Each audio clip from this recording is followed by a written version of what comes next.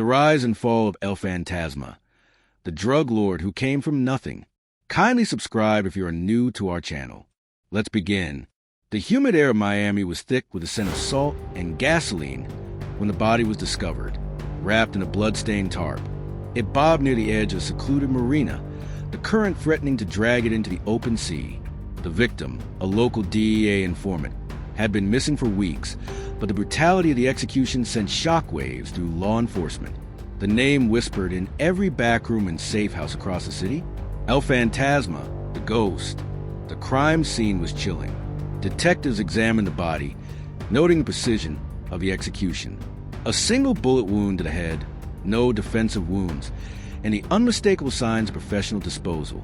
The informant had known the risks, but no one expected El Fantasma to retaliate so brazenly. Forensic experts combed the area for evidence, but the killer had left nothing behind. The only clue? A single playing card tucked into the victim's pocket, an ace of spades, the symbol of death in many circles. The message was clear. This was a warning.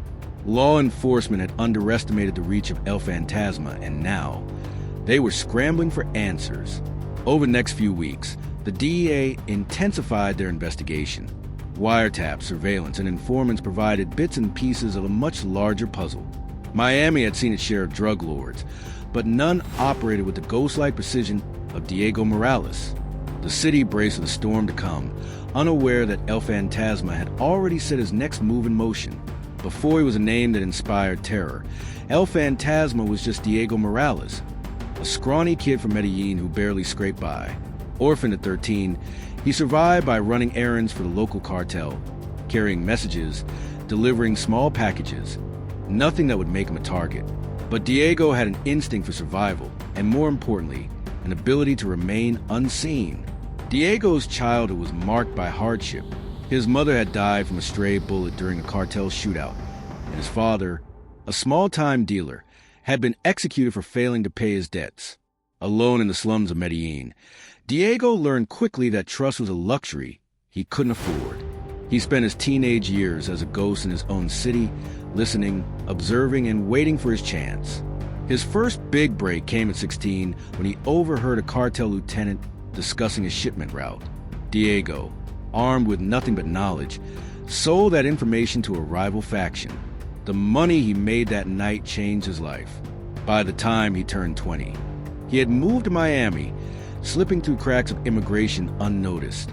He started at the bottom, running drugs for the Hernandez cartel, a mid-tier trafficking operation in Florida. But while others flaunted their money and power, Diego played it smart, silent, observant, and lethal when necessary. He quickly learned that the loudest ones got caught.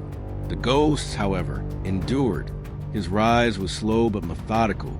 He stayed in the shadows, taking notes on how the Hernandez cartel operated. He learned their weaknesses, their ambitions, and most importantly, their greed.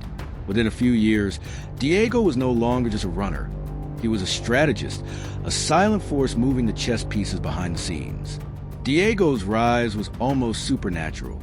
He didn't take over the cartel through brute force. He dismantled it piece by piece. His first step was gaining the trust of his boss, Miguel Hernandez, by eliminating a rival operation. No one saw him do it. No witnesses, no bodies left behind. Just competitors who mysteriously disappeared. The police had nothing, and Miguel, he was impressed. Then came the betrayal. Over 2 years, Diego secretly siphoned away Miguel's best clients, offering purer product at better prices. He bribed key enforcers, turned Miguel's lieutenants against him, and when the time was right, Miguel was found dead in his mansion, a single bullet to the head. The official story? A robbery gone wrong. The truth? Diego had orchestrated every move. With Miguel out of the picture, Diego, now known only as El Fantasma, became an invisible kingpin. He controlled Miami's drug flow without ever showing his face. No one had a confirmed picture of him. No one could link him to any crime. He was a ghost, and the city trembled in his shadow. His network was unlike anything law enforcement had encountered. Money laundering operations spanned from offshore accounts to legitimate businesses. Communications were handled through dead drops, encrypted messages, and intermediaries who had no idea who they truly worked for. Miami's drug trade was now under control of a man no one could find. For years, El Fantasma eluded capture, leaving the DEA with nothing but rumors. But even ghosts leave footprints, and Diego's mistake came from greed. He expanded too quickly, reaching into territories controlled by the Sinaloa cartel. A shipment meant for Miami was intercepted in Mexico, and suddenly, the DEA had their first real lead. Informants whispered of a man who didn't exist, a name spoken only in hushed conversations, always in fear. The DEA planted an undercover agent, Michael Reese, into the Miami cartel scene. Over 2 years, Reese pieced together fragments, following the money, tracking the disappearances. He got close, too close, and then one night, Reese vanished. His body was found weeks later, wrapped in a tarp, a single bullet to the head. That should have been the end of it. But Reese had already passed information to his handlers. Coordinates of a meeting, a name, a possible fingerprint. It was enough. In a coordinated sting, the DEA raided a luxury penthouse in Brickell, Miami. Inside, they found Diego Morales, relaxed, sipping whiskey, as if he'd been expecting them. He didn't resist. He didn't utter a word. The legend of El Fantasma ended not with a shootout, not with dramatic escape, but with a man who had outlived his own myth. The trial was one of the most high-profile in Miami's history. Prosecutors laid out years of evidence, testimonies from former associates, and financial records that traced billions in drug money. But even behind bars, Diego remained unreadable. He never testified, never offered a plea, and never once acknowledged the magnitude of his empire. Diego Morales was sentenced to life without parole. In court, he remained silent, his expression unreadable. Even behind bars, his presence loomed over Miami.